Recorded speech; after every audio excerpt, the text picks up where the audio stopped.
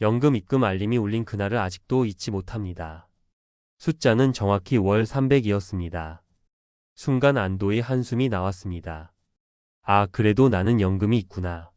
그런데 그날 밤 잠이 오질 않더군요. 계산기를 두드리기 시작한 순간부터 머리가 하얘졌습니다. 공포는 그때부터였습니다.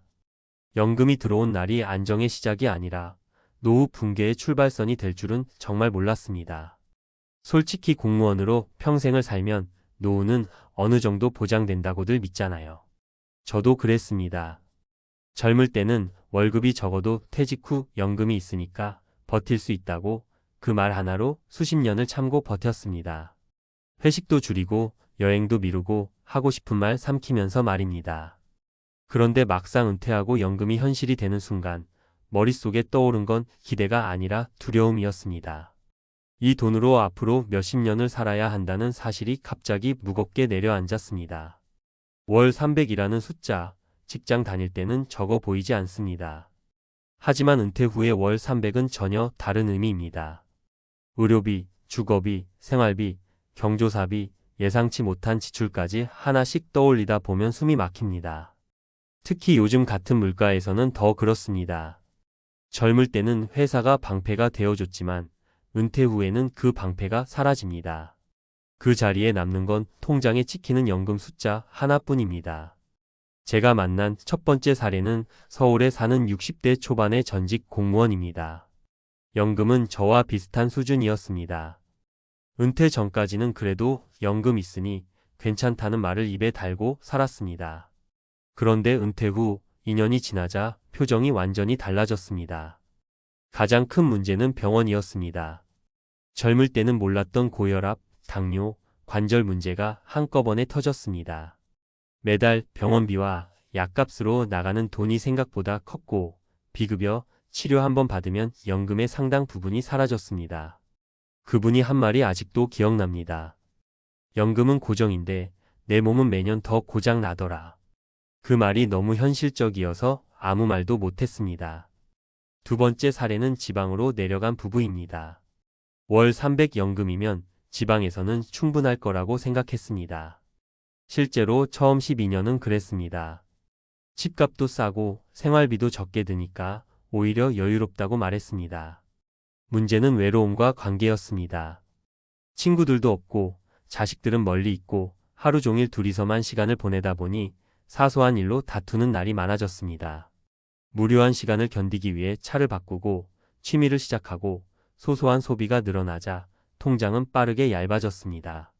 결국 다시 도시로 올라오고 싶어졌지만 그때는 이미 여유 자금이 줄어든 뒤였습니다. 그분이 말하더군요. 연금으로 사는 게 아니라 연금으로 버티는 삶이더라. 세 번째 사례는 조금 더 충격적이었습니다. 연금 월 300을 받는다는 안정감에 별다른 준비를 하지 않았던 분입니다. 퇴직금은 생활비로 조금씩 쓰면 된다고 생각했고 따로 관리하지 않았습니다.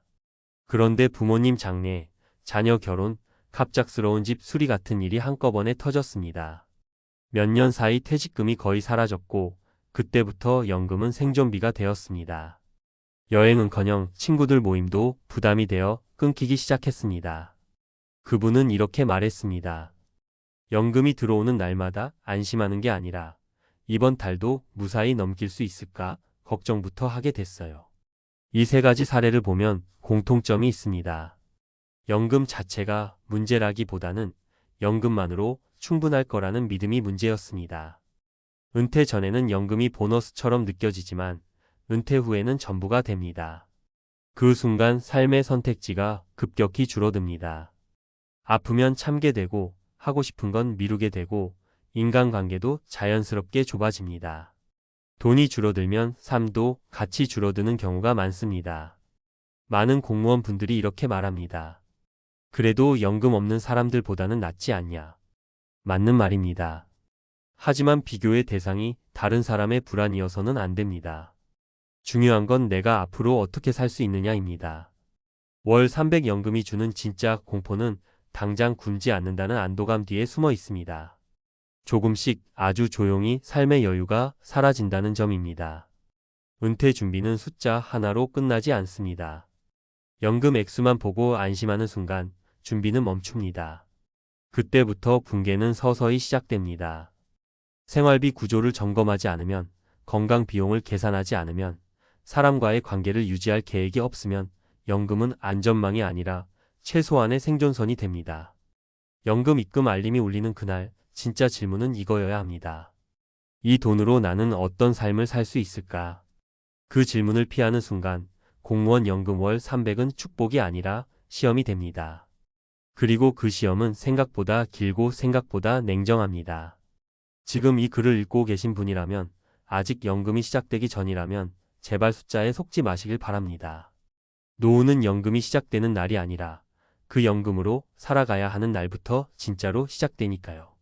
그래서 은퇴자들 사이에서 가장 무서운 말이 하나 있습니다. 그래도 아직은 괜찮다라는 말입니다.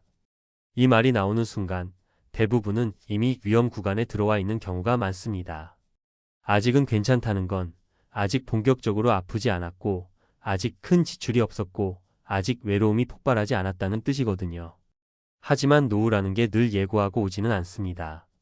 어느 날 갑자기 병원 진료실에서 혹은 통장 잔고를 보다가 혹은 혼자 밥을 먹는 저녁 식탁에서 불쑥 찾아옵니다. 특히 공무원 연금 수령자 분들 중에 이런 분들 많습니다.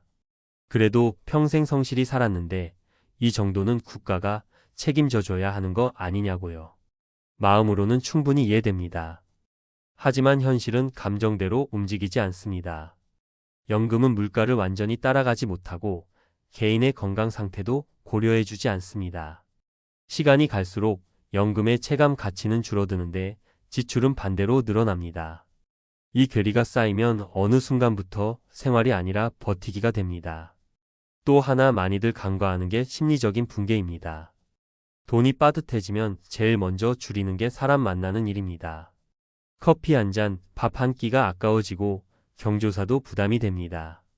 그렇게 연락을 줄이다 보면 어느새 전화 올 사람도 전화할 사람도 줄어듭니다.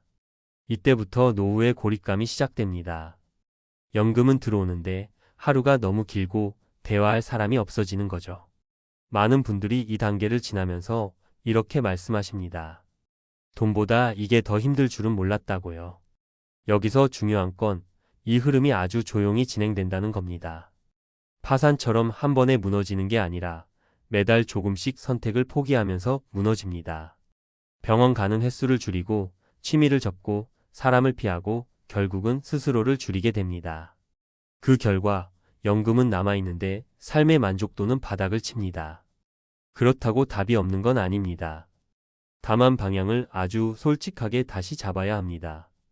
연금이 전부라는 생각부터 내려놓는 게 시작입니다. 큰 돈을 벌겠다는 욕심이 아니라 연금 외에 숨 쉴 구멍 하나는 만들어야 합니다. 소액이라도 꾸준히 들어오는 현금 흐름, 비용을 줄여주는 생활 구조, 그리고 무엇보다 사람과 연결될 수 있는 환경이 필요합니다. 이 중 하나만 무너져도 노후는 급격히 흔들립니다. 그리고 마지막으로 꼭 드리고 싶은 말이 있습니다. 공무원 연금 월 300은 실패도 아니고 성공도 아닙니다. 그건 그냥 조건일 뿐입니다. 그 조건 위에서 어떤 선택을 하느냐에 따라 노후는 완전히 다른 모습이 됩니다. 연금 받는 날 웃었다가 몇 년 뒤 같은 이유로 울게 되는 분들을 너무 많이 봤습니다.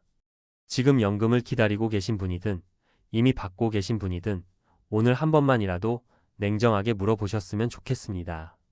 이 돈으로 나는 단순히 살아남고 있는 건지 아니면 여전히 살아가고 있는 건지 말입니다. 이 질문을 외면하지 않는 것, 그게 공무원 연금 월 300이 노후 붕괴의 시작이 아니라 최소한의 방어선이 되게 만드는 유일한 방법입니다.